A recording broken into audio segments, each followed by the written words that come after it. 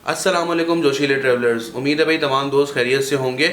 आज की वीडियो में हमारे साथ लकीली सुफियान सगीर साहब मौजूद हैं, जो कि एक बहुत ही मशहूर और बहुत ही क्वालिटी के व्लॉगर हैं।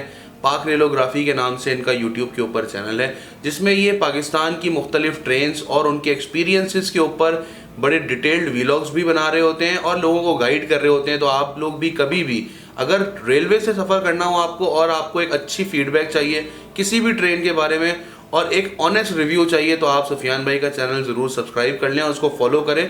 आपको बहुत अच्छी अपडेट्स मिलेंगी।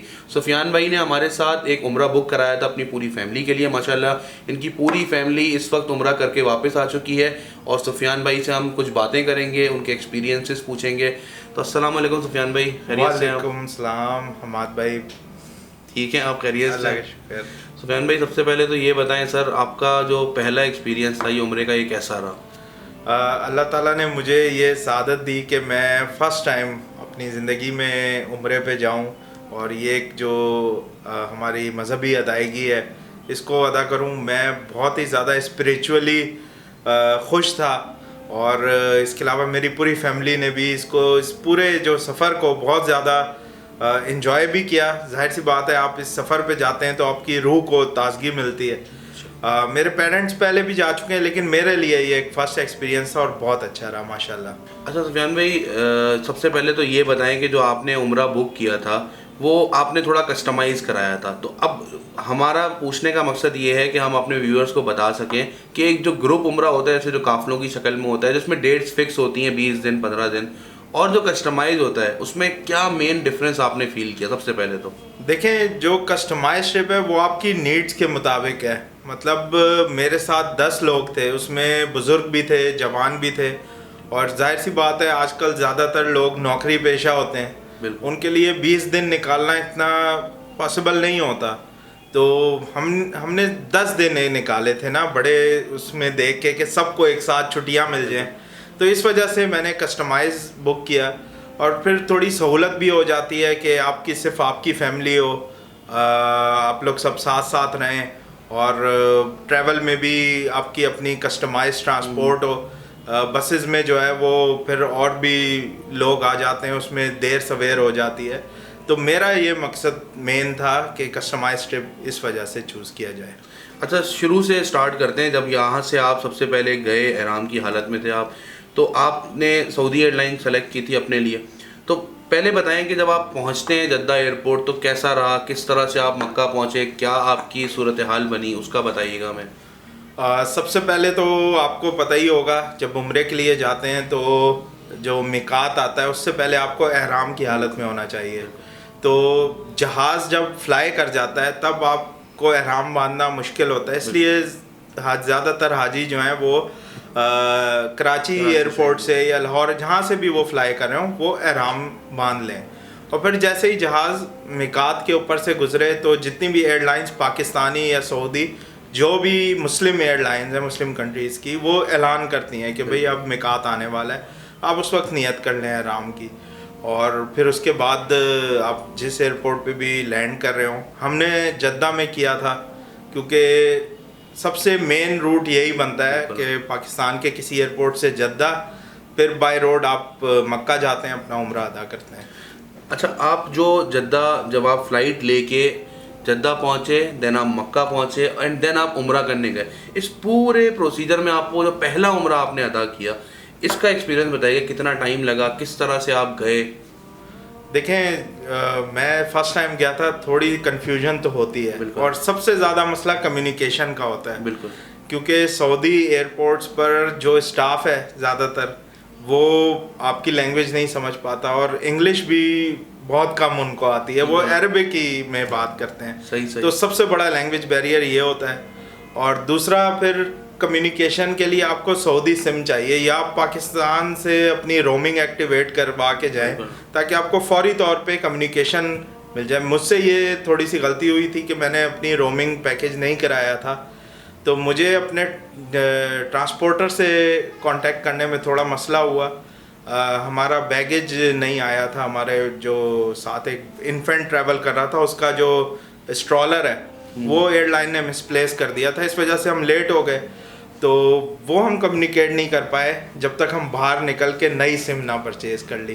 तो ज़्यादा बेहतर ये मैं उन लोगों को मशवरा दूंगा कि आप अपना रोमिंग पैकेज 600-700 रुपये का पैकेज करा लें, ताकि आपको कुछ मिनट्स मिलें जिससे आप फौरी तौर पे अपने ड्राइवर से कम्युनिकेट कर सकें। ठीक ठीक। अच्छा, जो आप जद्दा एयरपोर्ट पहुंचे थे तो क्या आप डायरेक्ट उम्रा करने गए थे या पहले आप होटल पहुंचे, आपने अपना सामान रखा एंड देन फिर आप उम्रे के लिए गए? देखिए, जब आप एहराम की हालत में होते हैं तो बहुत ज़्यादा आपके ऊपर रिस्पॉन्सिबिलिटीज़ होती हैं। बिल्कुल। उस एहराम का तकद्दुस होता है, ख़ास तौर पे मतलब आपको बहुत छोटी छोटी चीज़ों का ख्याल रखना पड़ता है। आप कोई खुशबू नहीं लगा सकते। इसके अलावा आप जैसे बेध्यानी में मच्छर आ जाए, हाँ, मच्छर या मक्खी हो, उसको नहीं मार सकते। बिल्कुल। तो ये सारी चीज़ों का ख्याल रखना है, इसलिए पहली प्रायोरिटी यही होनी चाहिए कि आप उम्रा अदा करें। लेकिन उससे पहले जाहिर सी बात है, आप थके हुए आ रहे हैं, बिल्कुल, इंसान भी हैं आप, तो होटल चेक इन तो लाजमी है। बिल्कुल। तो इसलिए हम पहले होटल गए हैं, तो वहाँ पे अपना चेक इन किया है, और उस वक्त इशा का टाइम हो गया था, तो हम इशा अदा करने के लिए हरम में आए हैं, और उसके बाद से ही हमने अपने उम्रे के मनासिक शुरू कर दिए। ठीक है। तो मक्का का ओवरऑल आपका स्टे कैसा रहा? स्मूथ रहा? मज़ा आया आपको मक्का के स्टे के अंदर? माशाल्लाह से बहुत ज़बरदस्त रहा मक्का का स्टे। और मक्का में हमने Movenpick hotel choose किया था, जो कि हजर टावर क्लॉक टावर्स में है। बिल्कुल। और उसकी सबसे एक मेन वजह ये थी कि हरम से करीब है, बल्कि वो हरम की हुदूद में ही है। तो बुज़ुर्ग लोग थे, ज़्यादा चलना फिरना इतना पॉसिबल नहीं हो पाता अक्सर, तो इस वजह से हमने ये चूज़ किया कि करीब हो। अच्छा सुफियान भाई, माशाल्लाह जो आपका पहला उम्रा हुआ, थोड़ा सा अगर आप देखने वालों को बता सकें, क्योंकि बहुत सारे लोग हमारे चैनल के तवज्जुह से देखते हैं, उम्रे की नियत कर रहे होते हैं, अगर आप अपना, क्योंकि कोविड के बाद से चीज़ें बड़ी मुख्तलिफ हो गई हैं, उम्रे की भी ख़ासकर जो तवाफ़ है सही है, तो उसका एक एक्सपीरियंस अगर शेयर करें आप कि वो कैसा रहा और किस तरह से आपने किया? देखें, इसमें थोड़ी बहुत कन्फ्यूजन तो होती है। जो फर्स्ट टाइम में जा रहे होते हैं उसमें बहुत सारे गेट्स हैं, आपको पता नहीं चलता कि कौन से गेट से एंटर होना है। तो मैं यहाँ पे ये बताता चलूँ कि अगर आप क्लॉक टावर्स वाली साइड से आ रहे हैं तो 79 नंबर गेट ऐसा है जहाँ से हाजियों को मताफ एरिया में एंट्री अलाउड है। वहाँ से आप जा सकते हैं। फर्स्ट फ्लोर भी वहाँ से आएगा, सेकंड फ्लोर भी आएगा, और नीचे जो डायरेक्ट मताफ का एरिया है जो बिल्कुल खाना काबा के साथ है वो भी आएगा। तो जो लोग व्हील चेयर्स या बेबी प्रैम्स जिनके पास होते हैं उन्हें फ़र्स्ट फ्लोर पे करने की इजाज़त है, और बाकी जो मताफ एरिया है नीचे जो बिल्कुल खाना काबा के साथ है उसमें किसी किस्म की व्हील चेयर और बेबी प्रैम्स वगैरह अलाउड नहीं है। उसमें सिर्फ एहराम पहने हुए मर्द जा सकते हैं, और औरतों के लिए कोई इतनी ज़्यादा रिस्ट्रिक्शंस नहीं है।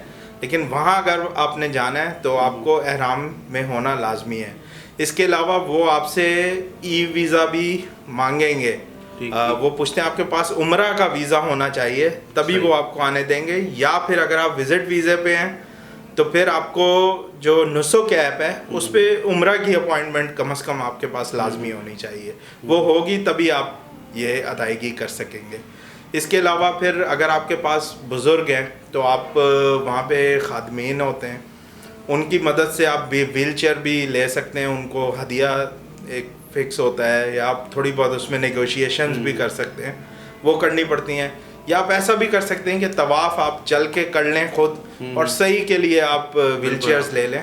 तो सही के लिए हमने अपने कुछ मेंबर्स के लिए व्हील चेयर ली थी, तो वो 75 रियाल्स की हमें एक दफ़ा पूरा वो सही, हाँ, पूरे 7 चक्कर जो होते हैं, सफ़ा से मरवा 1, मरवा से सफ़ा 2, बिल्कुल, फिर इस तरह करके जो टोटल 7 चक्कर हैं वो 70 से। इसमें भी बहुत सारे लोगों को मुगालता हो जाता है कि वो क्या करते हैं कि सफ़ा से मरवा और मरवा से सफ़ा को एक काउंट करते हैं, तो वो 14 चक्कर कर लेते हैं। जी बिल्कुल ऐसा ही है। और ये मतलब जाते हुए हमने जो आपने हमें एक बहुत ही ज़बरदस्त किस्म का एक छोटा सा पैकेज दिया था जबले नूर सही बैग का, उसमें मिसवाक और चप्पलें रखने के लिए एक पूरा वो, और मनासिक उम्रा की अदायगी के लिए एक बुक, और सारी चीज़ें जो थी तस्बीह काउंटर वगैरह, तो उसमें हमने पढ़ा था, और तो इसलिए हमें पता था कि क्या क्या मनासिक होते हैं।